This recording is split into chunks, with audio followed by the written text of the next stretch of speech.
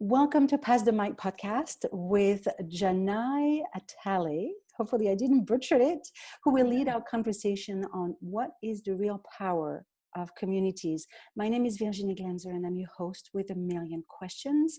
Pass the Mic podcast is about sharing different perspectives on a specific topic, not only to help us expand our understanding of the world, but also to explore new ways of looking at it. So before we start our conversation, let's begin as we always do with what I call the tour de table. And I'm going to ask each of you to tell your name, what you do, and why you're interested in this topic. Try to be brief and keep it under a minute. So why don't we begin with Rachel? Hi, well, thank you so much for having me on this podcast. And I couldn't agree more that a wealth of perspectives on anything is very helpful. So, and it's great to meet all of you because you're all new to me. I run a company called the Community Roundtable. We do research about communities and have for the last 11 years. And so that's my interest. And the broader interest in community is, I think, community is how individuals thrive. And so I think it's a better model for how we come together and work and do all sorts of things. But that's wonderful. Who I am. Thank you, Rachel, for being here. Michel? Yes, so I'm originally from Belgium. I live in Chiang Mai, Thailand, most of the time.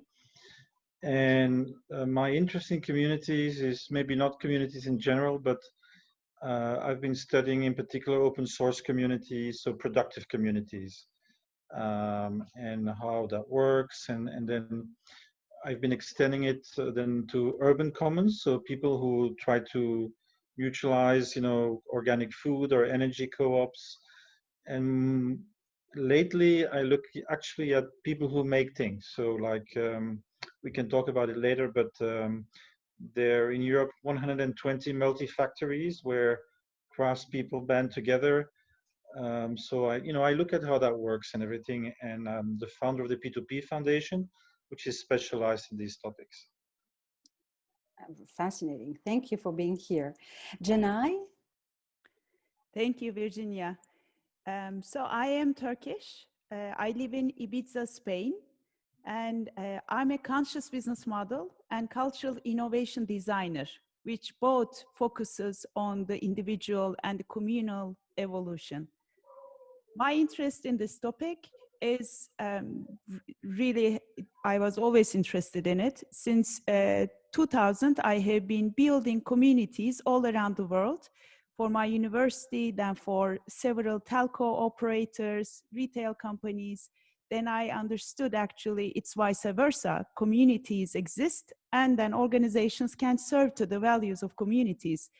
And with this pandemic and the recent events that we see all around the world, we see the importance of communities. And I am so excited to be here with these amazing panelists to dive into this topic together.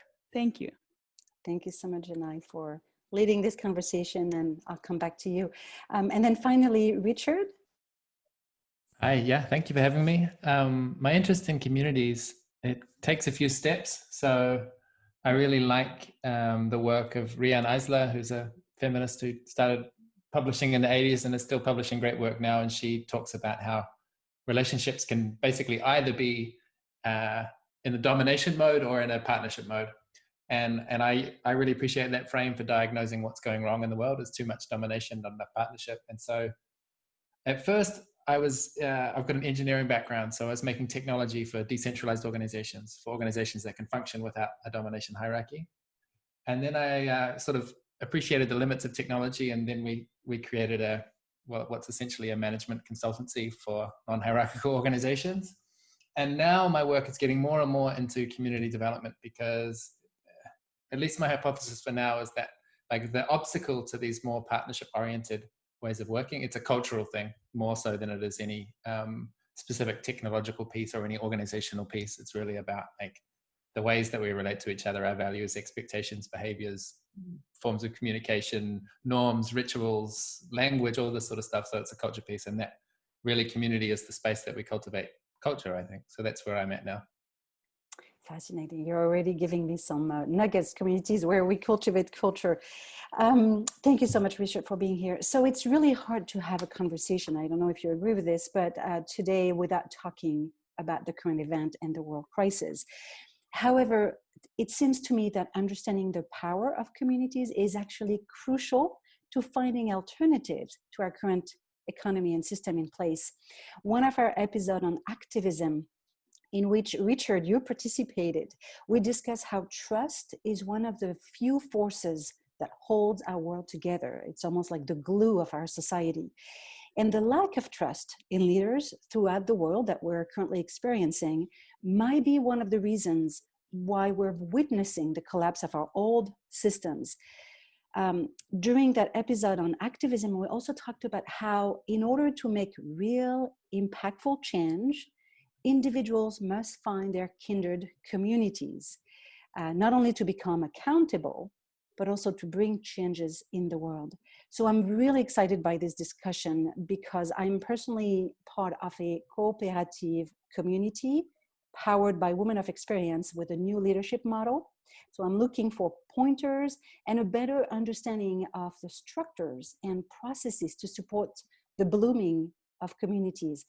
So let's begin this conversation, and perhaps, Canay, would you like to start by telling us, in your perspective, how can organizations benefit from communities within their current structure?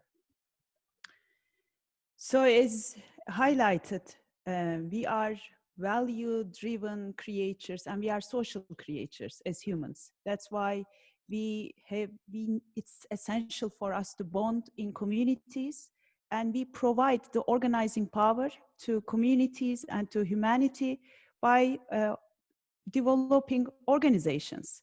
So as a conscious business model designer and cultural innovation strategist, what I have been observing over the last 2 decades is a huge shift in humanity, that especially the youth is trusting more purpose-driven and companies who are loyal to the values of the communities, not vice versa. So the loyalty programs are leaving their ground to how can we enable the communities to stand up for their rights, to unleash their potential, to live more equal, sustainable, better, healthier lives. So what is the opportunity here is that there is this natural evolution, thanks to the increasing consciousness of humanity.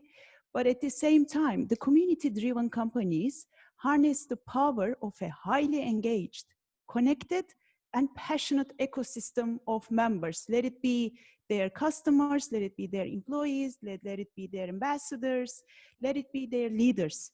So this leads to drive adoption, growth, in the sense of, it depends on the metrics of growth, of course. It's the human innovation and also the how we can grow the values. But also, whatever you define, it lets the success to emerge. So this becomes not just like an intervention strategy, but if you start designing, thinking together with the communities, then you don't end up in communication crisis, such as like today, for example, many company leaders I know are thinking, how am I going to engage with what is going on in the US right now when it comes to racism? So if we can integrate communities beforehand and during all the processes, honestly trusting their values, then the adaptation, evolution will be much natural, faster, and it will be a win-win situation for the communities, for the organization, and for the ecosystem itself. Also, community-driven founders are compelling storytellers who articulate a mission that a global community of members, can be customers, partners, shareholders, advocates, can organize around. Now, with the lack of trust to media and to political leaders, to even to scientists, opinion leaders, people, new generations especially, are looking up to organizational leaders, which gives a lot of responsibility to the organizational leaders, not just to deliver their metrics for performance, but also take their part in the evolution of humanity and the ecosystems. There is huge shift also in the way we use technology. Now we talked about decentralization and the growing need for trust. Are we trusting more or less using technology? But what we know is by 2020 now, almost 50% of the humanity has access to a smartphone, which means we can have our information, we can articulate information. And when we organize it together with the communities as organizations, then it means we can have our decentralized way of communicating, articulating intelligence, decision-making, and iterating and innovating in a more sustainable, rich way. I think the most important thing, I'm also a mother of two, education is collapsing, as we all know, and with this pandemic, the online education became the new norm. The way organizations structure and coordinate creates cultures and new types of learning for humans. So if we can adopt decision-making, designing together from early ages onwards, and as lifelong processes, then we have also another opportunity to distribute the learning in a fairer and a more democratic way all around the world, just with access to smartphones and with local richness of the stories and the practices and the rituals. I'm not going to take too much more space because I'm also interested in what the other speakers are thinking about from their domain. So shall we continue? Sounds Cool. good. Anyone can jump in. I mean, Yes. this is a big question. So why don't anyone jump in and share? Well, I'll jump in because of what's going on in the US, because I see racism as actually really directly related to a lot of this dominance, partnership. How do we relate to each other? And in the US, it's our original sin as an organization, but because we also drove the capitalist system and the way we organize to produce things, it's also embedded in a lot of the structures. And I'm an analyst by trade, and my background is operations, and I really think structure drives behavior, meaning we drive on paved roads when we have the option. We don't drive the straightest course, right? So there's ways you can orchestrate certain kinds of behaviors based on structures. And what is limiting us right now is accounting and legal structures that have reinforced this dominant hierarchical model. And I remember a few years ago, I was talking to an accounting friend of mine, and I don't know what I was doing. I was looking at balance sheets, which is not usually what I do, but I was looking at balance sheets again. And I was like, where are the people on the asset side? And he was like, oh, they're not there. And I was like, what do you mean they're not there? They're just liabilities? No wonder they get laid off in the US in droves, because you can't see their value. And even if you kind of mentally are like, oh yeah, they're our most important resource, if they're not in black and white in that accounting is how we account for our values, right? And we use money or financial mechanisms to communicate that. And so I sat with that for years, and I was like, I just don't understand how that happened. And then I was digging into the 1619 Project, which is a huge project by the New York Times to explore racism in America and all the different pieces of that. And one of the articles was about how brutal capitalism is because of the racism. And it pointed out that amortization was an innovation in accounting to account for enslaved people's aging and lack of production capability, right? And you sit with that for a while and you're like, that is brutal. That's brutal, wow, right? And so what that said to me is, oh, people used to be on the asset side of the balance sheet. And at some point they got removed because we don't own them anymore, which is a good thing. They are not considered property anymore, at least explicitly considered property anymore, but it never got replaced. And so you have that going on. And then you have the secondary thing going on, which is we're moving from a production economy to a knowledge economy, right?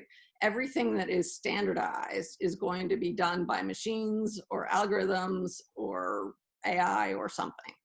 And so what are humans left to do? We're left to do the creative things. And we're sitting in organizations where diversity is a bug, not a feature. We're trying to put everybody in a box rather than, and so diversity or differences are always an exception to be managed rather than something to be optimized. And so my view is until we fix that financial accounting system, how we view that, we will struggle with this divisive relational model. And so it really drives our culture. So I'll end there. Fascinating. That's fascinating. I learned so much already. Michel and Rich, Yes. do you want to jump into it? We're talking. I'd like to jump in because I want to say something about the accounting, because I just produced a report on new forms of accounting. So to explain a bit the innovation of open source communities is that, so these are open collaborative systems. So these are really purpose-driven, mission-driven, object-oriented, as they sometimes say, communities. So they come together, not because they have to, because they all live in the same village or work in the same factory, because they want to make something together. And so what happens in these systems is that a lot of people will create common value, but only a few will be able to market that value. And so that creates immediately a problem of fairness between the collective that contributes all together and then the few people that are able to go to the market and make a living. And so one of their great inventions is called contributive accounting. And I think this is really important. So what they do is they create some kind of membrane around their community, and they say, well, okay, we'll have streams of money coming from the market, coming from eventually subsidies, research programs, whatever, but we will divide them differently. So in other words, they kind of create so you have the cold currency on the outside and then the warm currency on the inside, which can then be divided in a different way. And I think this is a really important already innovation. Just to give an anecdote, I was talking to the largest cooperative, I think it's a dairy cooperative in Madison. I forgot the name. This was in 2016. Sun Valley, I think it's called. And he, one of the founders was telling me that our biggest problem are the accountants, because they bring a different value system inside the co-op. And before you know it, you're operating as a capitalist company and you can't tell the difference anymore. And they cannot find any accountant who hasn't been formed, by the business schools and the way they think. And this is very important because accounting is between us and the world. So basically, it's narcissistic accounting: what comes in, what comes out, and what we can keep as an extra, whether it's profit or capital accumulation. So it's actually one of the things we did in our research this year, because we had developed an ROI model around knowledge and engagement. Right. And this year, what we did is translate that to the individual and say, the power of communities is that everyone gets more than they contribute. If you can share the production, meaning right. If that is not being locked up by somebody at the top of the hierarchy. Yes. And of course, that's where the cooperative model comes in, because so that's what I'm trying to shared get ownership. Is those benchmarks, so we can say this, so we can show the accountants and say, financially, this is what this model looks like. Right. So you can think about it different, right. Because what I see in my organizational work is that's the huge disconnect, is yes. You just can't communicate that difference. And it represents, once you communicate that difference, it represents a mindset that is right. Like, it blows people's, it's very hard to shift from that competitive mindset, that zero sum, to a more abundant, sustainable one. But anyways, I totally agree. I'm almost finished. I'm just going to say two more things, so just to complete the story about these accounting innovations. So the second thing that is being invented right now is called flow accounting. So this is called resources, events, agents, and it allows an organization, actually any individual, to see his place in the ecology, in the ecosystem. So it doesn't even have double entry anymore. So that's the second one. And the third one I just want to briefly mention is actually thermodynamic accounting, is actually to have a vision of matter and energy flows that we are using. And the aim of this innovation is to be fair, that's contributive aspect, to have an ecosystemic view, but also to stay within planetary boundaries. So, just want to mention that because it's very important that communities, especially when they make something together, have tools at their disposal that allow them to see what is hidden, what is in the present system invisible to the human eye, and that's the damage we do to the planet and the damage we do to other people. So it's very significant what you said about, people are counted as a cost, right? That's the opposite of a contribution economy, that people are actually counted as a cost. So this is, I didn't know about the amortization, but I just wanted to mention that there is innovation, that these productive communities are thinking in a new way.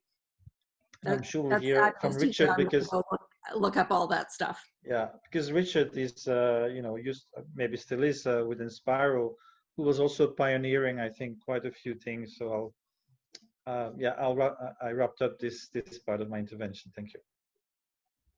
I can pick up on that. Thanks, Michel.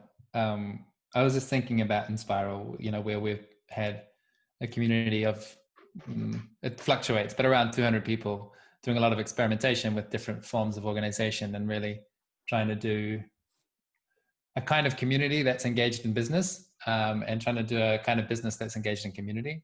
And, I take your point, Rachel, about structure, that behavior is kind of downstream of structure in a sense. And that metaphor of we drive on the paved roads. I mean, I think that's really helpful. And I'm hearing, Michel, you're talking about these different innovations in accounting, and I think all of those are useful pieces of the puzzle, but there's a part of me which is a bit unsettled, because it's very easy to, when we look at the state of the world and how it's not the way that we would like it to be, it's very easy to come to this conclusion like, oh, if we only had these other structures, then we wouldn't have a problem anymore. And you can kind of bypass your own personal responsibility in the situation by saying, we just, the problem is we've got these capitalist things and these kind of accounting things that come from a really horrible old set of values which don't suit us anymore. And if we just could change that, then we'd have a different way of being. And we kind of like it's a little bit of a almost like a Judeo-Christian wish, that we'll go to the afterlife and things will be good, after some kind of threshold that we're going to cross. And my instinct is always to pull it back into the personal and into the immediate, and into like, what do I actually have an influence over, and what choices can I make now? And not just me as an individual, but me in relationship and community, and like what kind of new behaviors can we experiment with that might prefigure some new structures? And I guess, I'm kind of biased on this. I always find myself coming into these conversations and kind of leaning heavily one way, which is like, I'm glad that there are people experimenting with new contributive accounting and flow accounting and these sorts of things and new legal structures. Certainly we need those. But in my experimentation that we've done with Inspiral over the last decade or so, surely we've hit limits where we go, yes, we're lacking a piece of technology, we're lacking a piece of legal structure, an accounting system is not there. But for me, when the will is there, when the commitment to some kind of shared purpose and shared vision, and the willingness to experiment and to learn together, we really made a lot of progress, just using spreadsheets and agreements, like not having something formal that's really robust, but the willingness to try things out. So like we've done a ton of experimentation with, I think one good example is thinking about how for the people within our community, which is a reasonably exclusive invite-only community, we've got some complaints about how the world works. And one of the complaints is the way that value is accounted for out in the world, and that it's quite arbitrary that someone who happens to know a programming language can earn $1,000 a day, and someone who is a caretaker earns almost nothing, or maybe earns nothing. You know, their work isn't classed as something that gets a wage. And so our little adjustment to that internally, kind of like you say, the warm currency on the inside, is that people who are out there in the marketplace earning a lot of money, they'll choose some fraction of their income to share with the collective. And then we do some redistribution inside of the collective where we say, well, within this boundary, our values are different. And it doesn't reflect the values of the marketplace. It reflects the local values of us here. And we'll decide how we're going to redistribute this money to each other. And those experimentation, that has been extremely fruitful. And the obstacle or the shortcoming has not been legal, it has not been technological, it's been relational. It's been about, well, how do you actually keep that communication flow open and safe, and what happens when conflict arises, and how do we do engage decision-making without spending forever in meetings, and how do we evolve and make adjustments and still have things predictable without it being complete chaos? Like all of those things for me are, much more around communication and relation. I don't think it's an either or, Rich, though. The way I came to this is because John Stepper had this great theory or saying called the grass ceiling, right? Which is we were helping all these emergent community efforts in organizations, and they were running up against the structural barriers of the organization. And so where we are is at this tipping point of helping older structured organizations change, right? So we're not creating something new. We're trying to help people evolve. And so while my opening salvo here was about accounting, that is an insight that I've gotten after years of, okay, what's the next step in this evolution of like helping change our construct? Because I absolutely agree with you.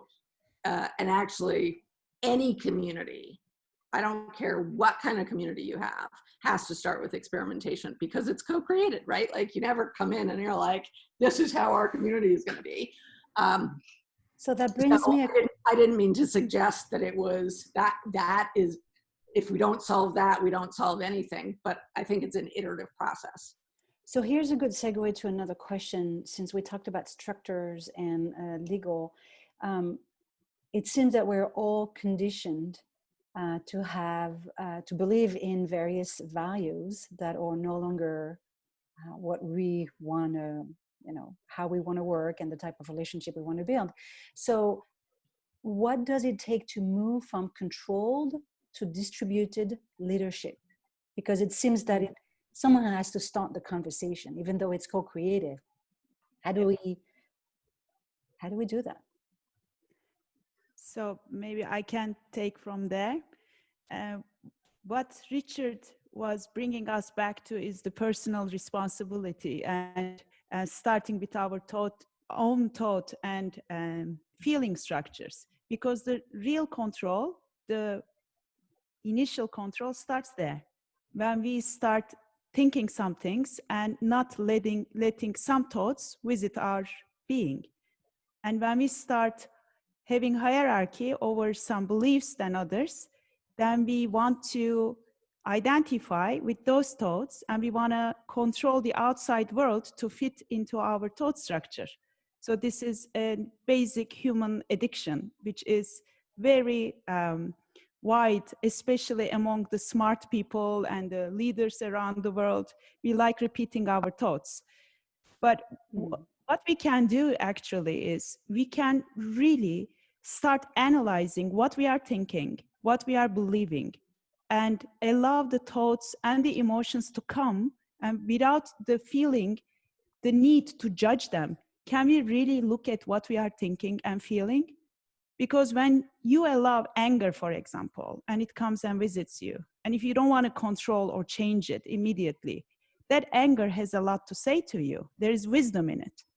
And I love this conversation and coming back to the community topic, because in the structures of, for example, accounting or the political structures or the media we created through technology or the business model design as it is, they don't include human sensors, very evolved human sensors like emotions, for example, into consideration, which is the most important technology and the asset.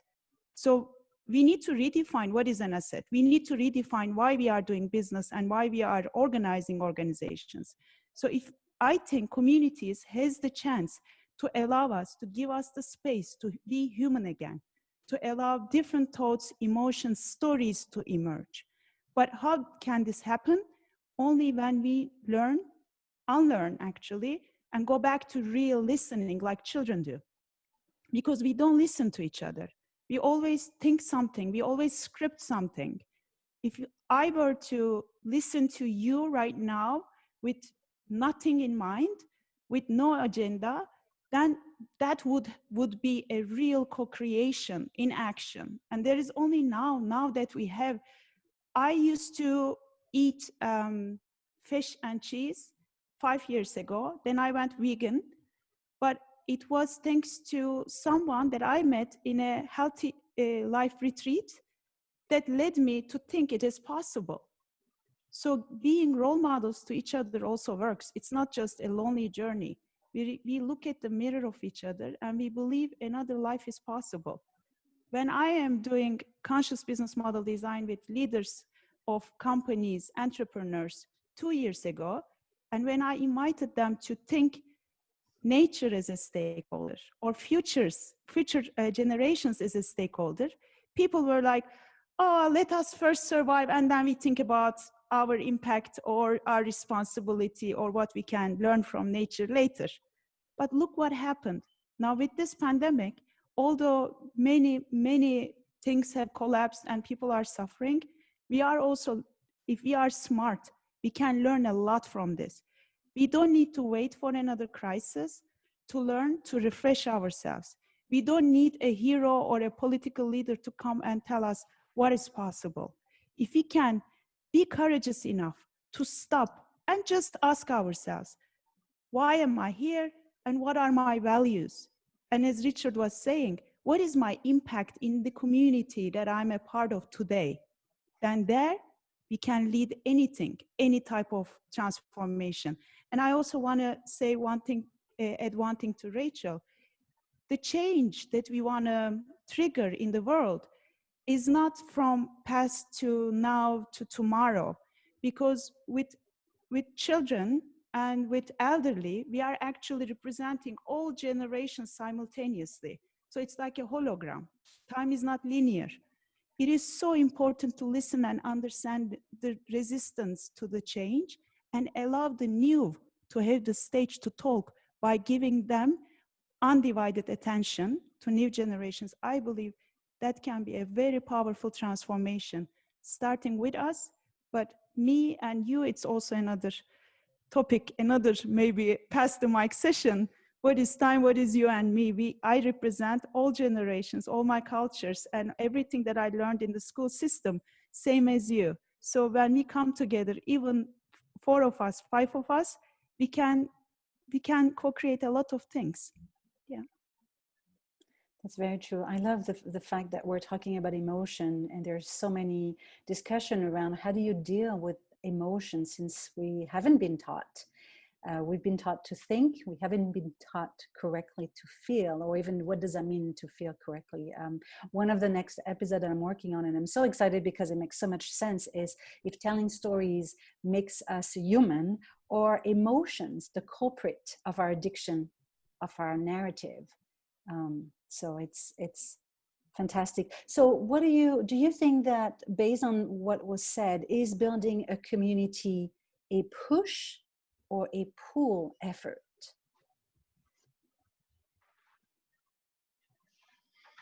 I'm always suspicious of that word "or."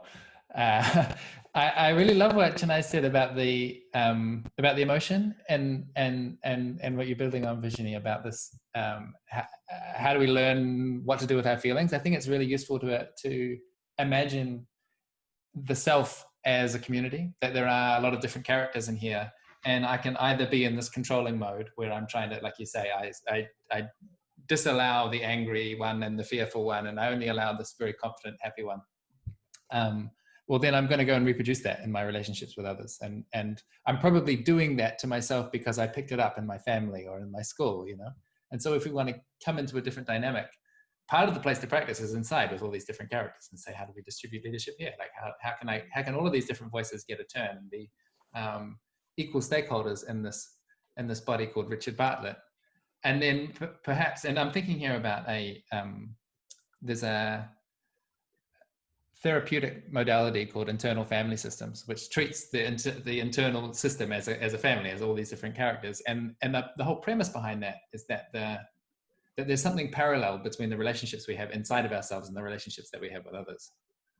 So this thing of pulling or pushing, I mean, it's a lot of the times internally it feels like pushing, you know, but then externally when I go out and meet with others, I feel like I want to pull them, I want to invite them, I want to, you know, we have this really great metaphor that I can say because I'm from New Zealand, where there's a sheep metaphor. So we have in New Zealand, the way we've got a lot of sheep, we've got many more sheep than we do people. And the way that we manage them is we have a lot of fences and gates, and the farmer's job is to go around and like open up the gates and move them. And there's a dog and it moves the sheep and so on.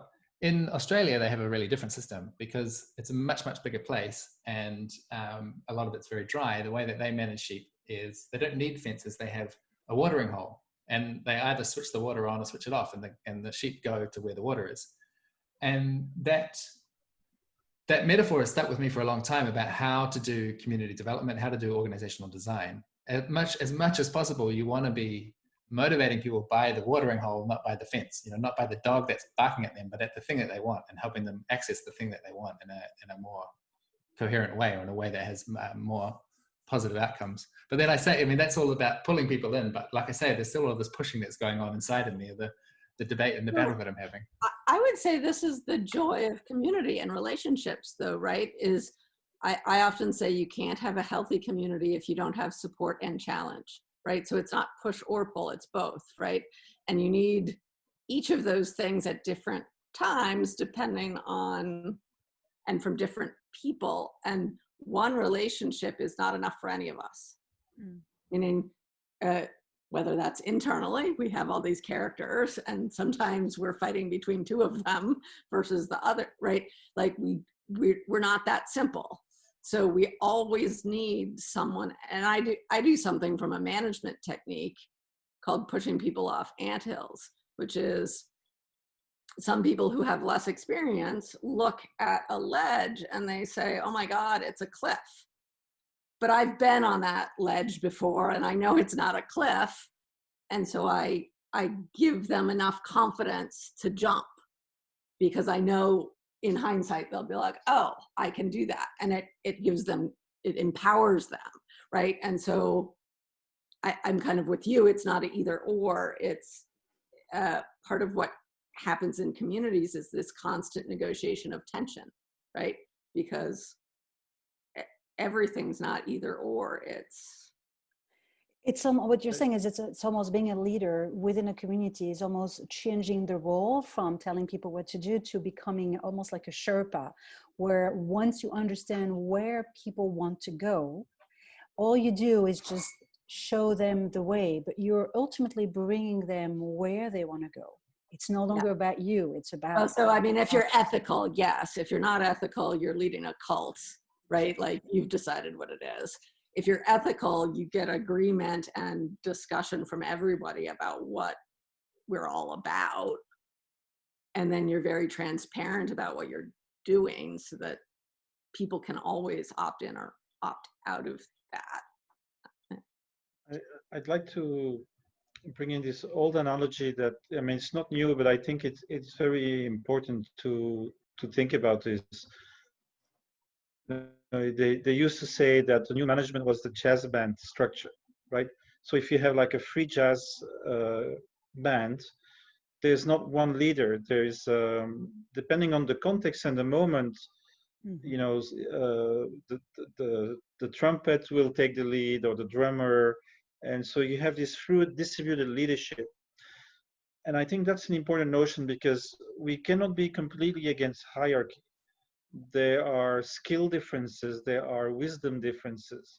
And I think that the idea is to create an organization that is flexible, so that rather than leaderlessness, you achieve leaderfulness. the capacity, according to context, for the right people to be able to take the lead for the moment. And so if you look at the history of humanity until 5,000 years ago, this was pretty much how things worked. So if there was a war, and they had wars, there would be a war chief. Why? Because your life is at stake. You want a person in charge that knows how to conduct battle. You don't want to discuss, with people who don't know how to do this, right? But then after the battle, the person went back to his farming gear and was just a farmer. And then the chairman was somebody who had studied and plants and from a teacher. So, and they had all these techniques that constantly redistributed. And there's some good books about it. I really like, for example, Societies Without a State from Pierre Clastre, where he shows what the Native Americans in South America were doing to constantly, redistribute power concentration. And they were successful for a very, very long time, but not, then it changed. And I think what is changed now, so the way I see history is we lived in kinship relationships. So everybody's your uncle, your aunt, you live in small villages. You can talk about everything and solve your issues through dialogue and, the elders coming together. Once we got into bigger entities, hierarchies simplified communication. And I think the big anthropological revolution of networks is the capacity to create small groups that are outside of a particular territory. So we can now have small group dynamics and work together, in a non-territorial scale. And I think this is really important that we can do that. So we can, you take Linux, and the average team in Linux is 4 people, right? So yes, it's big, maybe 25,000 people working on it, but they actually work in small teams, and they trust each other. So one of the innovations in leadership, which I think is very interesting in the open source communities, is that they no longer have a command leadership, but they have a control leadership. And what it means is they have maintainers and editors, and so people that actually are there to protect the integrity of the ecosystem.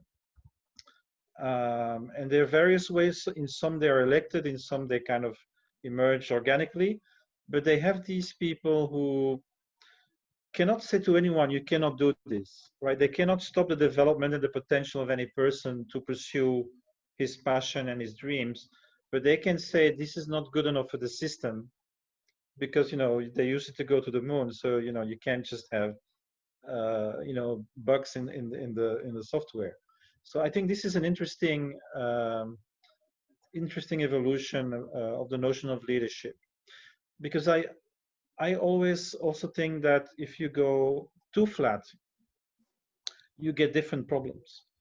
For example, I won't name the name, but there's a famous co-op in Spain, and they want to be totally inclusive. This means that the meetings take 7 hours, but by that time there's 3 people left in the meeting, and they will take all the decisions, always the same 3 persons, right? So something that appears to be very democratic and inclusive isn't necessarily because of these dynamics. And in that case, it's better actually to say that there is a leadership, there is responsibility, and there are roles, and these people have responsibility and can be accountable for it, right? So it's not so easy. It's finding the right mix between the vertical, the horizontal, the diagonal, and to create complex organic systems. I think that's listening to you, Michel. I'm reminded of a couple of things, which is we talk about community management a lot, and we get a lot of pushback on that because people's concept of management is micromanagement, like task management. Right. And we've played with the idea of community leadership, but I really struggle with people conflate leadership and executive roles. And I'm like, everyone chooses in this moment whether they're going to lead. That's a individual choice and action, not a structural role. And so for me, the management term kind of aligns with that. There are people responsible for the structural integrity, not telling people what to do, just making sure people can sort themselves out. And it's not it is an authority of sorts, but it doesn't, in good, healthy communities, it doesn't feel like it's. Yeah, I would like to say one thing, just very short. So there's different things that happen in organizations. So there's the individual, right? And I have my individual passions and moments of energy and things I like to do, things I don't like to do. But once you have a collective goal, and especially when you have third-party agreements, you can not only rely on the individual and his goodwill at any moment. And so what they do in open source is that anything that's like slow iterative improvement is absolutely free. People work or not, and that's the best part and the most enjoyable part of the work. But once in a while you have a contract, and then you have to really be able to say, yeah, this will be done in time, because there's a lot of consequences if you don't. And so this is a constant navigation, I think, in these productive communities. They have to find the right balance between those two different contexts. So I want to be, we lost someone. We lost Chennai. I was just going to ask her yeah, what she thought. Hopefully she'll come back. So I want to be mindful of the time, and I want to thank everyone for this insightful conversation, since we're coming at the end of the hour. But we're going to end this discussion the same way that it began, with what I called, again, a tour de table. One of the premise of this podcast is there's too much talking and not enough doing. So the key is really to understand in a practical manner, and then to implement that in our own lives. So why don't we pass the mic and share what you've heard today, if there's anything, what you've heard today that inspired you to do something differently than the way you did it prior to this conversation, or anything that you feel that was left unsaid. And she's back. And she should be here in any second. Or any last thoughts that you'd like to share. And I'm going to start by sharing my own takeaways so you can have a moment to collect your thoughts. Hi, Canay. So this conversation was really fascinating, because when I was 16 years old, I did my first internship, and I had this vision of a big board where there were tasks and subtasks of various projects, and anyone can pick anything they wanted to do. And not only to meet other people, but to discover whether you had the skill or not. And of course, there was some system, kind of an elaborated system of, I want to do this, but I don't know how to do it. Who can mentor me and still learn? So it was a mix of learning and doing what you wanted to do. Interestingly, 40 years later, I found myself in this marketing agency that is currently an LLC, which we're converting into a co-op. So we're building from the ground up this vision of a company where anyone can come, participate in a group of 2 or 3, and do the work that any typical marketing agency would do. And so we're in that midst of where actually we just put together a team of 3-4 people. Actually, we've opened up and say, we need to talk about not only the legal structure, but also the accounting. And the model is 20% goes to the agency, the 80% is being redistributed to the woman, and then it's on their own agreement if they're working on 50-50 or 80-20, whatever the way they're engaging, because they're bringing their own skills into the work. But we want to go beyond that, and the value that the agency, not just the 20%, but 10% of those 20% will be distributed to, will be invested in financial stocks or funds, and we'll pay for healthcare. And we're trying to find a way, what if someone comes and just works 6 months and then leaves or get a full-time job, but still want to be part of the community? So how do you account for the person still giving back and being part of the community. And it's a fascinating work. And so what I'm hearing is there are some accounting mechanism that could support what we're trying to do. I love the fact of what, Michel, you were saying, that it actually starts with an open collaboration, is driven by the desires and by shared value. So the work that we've done previously is amazing, because that was the first discussion. You know, what do we believe in? How do we conduct ourselves among us? What kind of work do we want to do? And what I'm still unsure is how to, as I started this initiative, I don't want to be the leader. I definitely don't want to tell people what to do. And so I'm trying to find, you know, this place where I do what I like to do. I start project, I work with client, I would open up. But I'm still in this, I'm in the improv. I don't know what I'm doing. I don't know where I'm going. I don't know who will come and join me. And it's really unfolding in front of my eyes. It's been 3 to 6 months. Now we're 11. And, you know, who am I to know what other people wants to do? So I'm always trying to be careful if I'm starting something that I want to do, and then I'm just trying to see who wants to come. So I think this push and pull, I've always wondered, should I do more pulling, more pushing? And I shouldn't do anything, but just being mindful of my own desires, starting my own initiative. And if there's other people who wants to go on the walk and with me, then that's fantastic.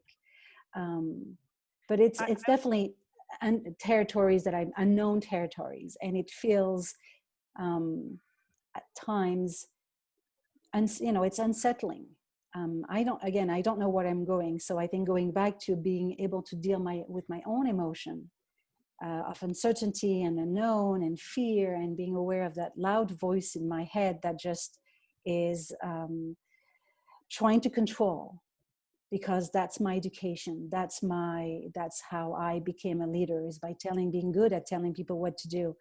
But that's not the type of leadership that I want to experience anymore. So thank you so much. Canay, we lost you for a moment, and now we're in that last phase of sharing our final thoughts. To what you just said, because it's so valuable, and that you said it is not about pull and push for me. I look at my emotions, I look at my intentions, and who am I to tell other people what to do?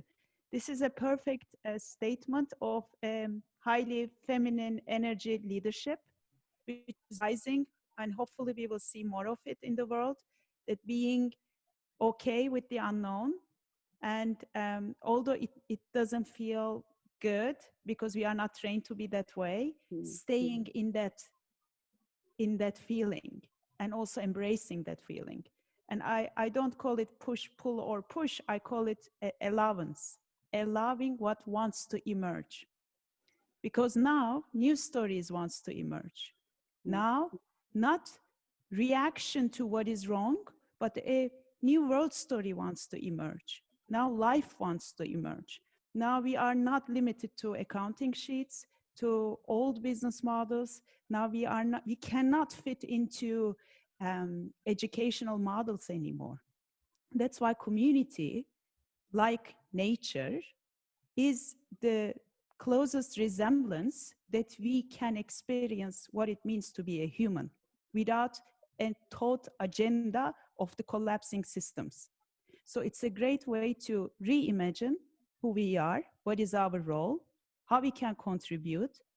Just the feeling of I am not alone in feeling this anxiety, in being scared of this pandemic, in feeling that I don't know what's going to happen to me tomorrow. I think we have been experiencing a very fast rehearsal of the new world for the last 4 months, all around the world together. It is a great opportunity for us to now think together from a empty canvas. Like it's really hard to do it. It's easy to say, hard to do it. Can we drop even it needs us to drop our terminology of pull, push, leadership, management, blah, blah, you know? So I always go back to children, and I imagine myself explaining my question, my ambiguity to them to get their opinion. I have two daughters, very smart. They are my guides, actually. They lead me in innovation. So when I am rehearsing, rephrasing my question, my ambiguity to them, I notice how much I am controlling my own thought system. So this new leadership that is emerging, that is feminine, allowing of life to emerge, I think that is a very important starting point also for new organizations to embrace the individuality, my individual taste. If I like music, I might contribute to my organization by my musical talent or taste. Thanks to everything, now we can design conscious business models. Now we have technology. Now we can get the opinion of so many people. Now we can connect the dots. Now we can make agreements. Now we can do everything that we want. Actually, there is nothing that stops us but us and our learned thought structures. I know it might sound a little bit too optimistic. It does to many people, but what do we have to lose if we just give it a chance? But I want to come back to, let's consider the education system to be reinvented when we are questioning the relationship and the importance of communities for organizations, because the educational organizations who decides for them, who facilitates for them, need to be reinvented together with the community involvement. And to me, that is the most urgent and important topic of all. Yeah, that's a very good unlearning. point. Yeah. So thank you for all those beautiful words. Why don't we begin or end this, the tour de table? So Rachel, would you like to leave us with final thoughts or anything that you've heard that sparked some attention of desire to implement? Sure. A lot of what Michel brought up, I'm going to go explore, because I'm thinking about that structural accounting models and how can I, that's where my head is right now. The other piece of my head is where Canay is, which is, and maybe this is, I don't think it's US specific, but that's where I am right now. Our entire culture is driven by anxiety and fear and violence, and competitiveness against each other. And it's killing us, whether it's killing us quickly if we're Black, or it's killing us slowly if we're white and we're not articulating that.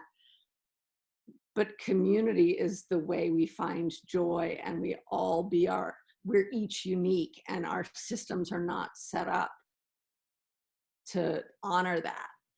And so we need a completely different emotional way of being while we work that is more joyful, that's calmer, that is not saturated in cortisol, if you want to get kind of physical about it. Because ultimately, to me, and it has to do with the education system as well, we're saturated in competing with each other. How do we pull away from that? Because by pulling away from that, I think that's where we're going to find our future. Love it. A new way of being emotional in the way we work. That's very powerful. Thank you so much, Rachel. Michel? Yes. Well, first of all, I think that maybe Richard said it, or maybe I heard it before from Inspiral, but the idea that the tools are secondary, I think this is a very important idea. So you start from your values and your social code, and then only then do you look for solutions that fit. I think that's very important. Otherwise, we're into, it's called techno-solutionism. That some tech will. So I'm with Richard's remark on that. I put two things in the chat box. One for you, Virginie. I have a category in the wiki called post-corporate. And this is for things like Inspiral and other organizations that really do things differently. I'd like to give you one example to think about. This is the Ethos Foundation in the UK. and they create two kinds of shares for their members. One for the people who are actively engaged in market work, so make the organization survive financially, but then they have another share for the people who contribute in other ways that are not directly related to the market but create this common value. And every 5 years they split the value of the commercial shares in two, and that funds the other shares. So it's a real recognition of the non-market contributions. So I think maybe that's not the solution for you, but something of that nature I think might be interesting to look at. And I have in this section different examples. So I just want to say this, there is a lot of people for the last 10, 15 years who've been innovating and experimentation. And in my wiki, I've been following this for 15 years. So if anything that you need, I think it's always worthwhile checking the wiki.p2pfoundation.net database, because we have about 20,000 experiments and concepts and people and organizations that have been creating these seed forms. So it's a bit like a library for people involved in change. And there are others, but it's a pretty good one. And so that's my contribution, the work that I do. Fantastic. I'll share that not only to the the team at Econ Oak, but also on the blog post that we're going to be writing about this discussion. So thank you so much. And I just learned the new word, technosolutionism. One of those ism that I love. Thank you so much, Michel, for your inputs. Rich. I'm glad, Michelle, you remind us of the wiki, because it is a really extraordinary, amazing resource. And I just want to honor what you've been doing there over all this time. It's really amazing and a big inspiration to me getting started. And hopefully we're contributing something useful to it as well with our experimentation. What sits with me reflecting on this conversation is this idea of, there's a thread through here about conditioning and culture and children, education, childhood conditioning, these sorts of things. And so there's a part of my brain which goes, yes, all we need to do is go to the next generation and raise them right. But then, of course, the problem is, well, who is going to do the raising? We don't have some kind of pure, ready, we're in this constant process of trying to help the next generation be better than the last one, perhaps. And the phrase, actually, a very simple one, but that Rachel said this, I can't remember if you said pushing or jumping off the anthill. But this concept of that there is a kind of leadership that you can play within a community where we are helping each other to grow in a way. It's kind of like being a teacher or kind of like being a parent, this thing of helping people see what are the obstacles to them more fully realizing their own agency and their own autonomy, and giving them that encouragement in that moment, and this affirmation like, yes, you're safe, you can do it. So I think that's the phrase that's going to stick with me. And thanks very much, everyone, for spending this time with me. I feel calm, and I'm grateful to be spending time with you all. That's wonderful. Thank you so much, Richard, for those last thoughts. I think you kind of summarized very well some of the major themes that we discussed. And then finally, Jim, I'm sorry, I'm going to butcher your name, Janai, which is a beautiful name. I don't know why I'm not getting it right, Janai. Do you want to leave us with your final thoughts or anything that you feel that wasn't said? It's all yours. Yeah, I want to add to Rich. We are all children first. Mm-hmm. Time is not linear, and the child within us still alive. If we can initiate, the word I think you were mentioning can be initiation. Initiating humanity through some challenges with the community support is missing in the modern life. And we create troubles that don't exist. We are in search of a meaning. So if we can initiate the purpose and witness each other's transformation today with the openness, with a childlike curiosity, love, and intelligence, that's a possibility. Not everybody is going to jump into that, but my biggest takeaway from this whole conversation, but the biggest one is we are actually holding the space for each other, and my biggest intention out of this event is I want to be more aware and more attentive of the beauty of what is going on around me.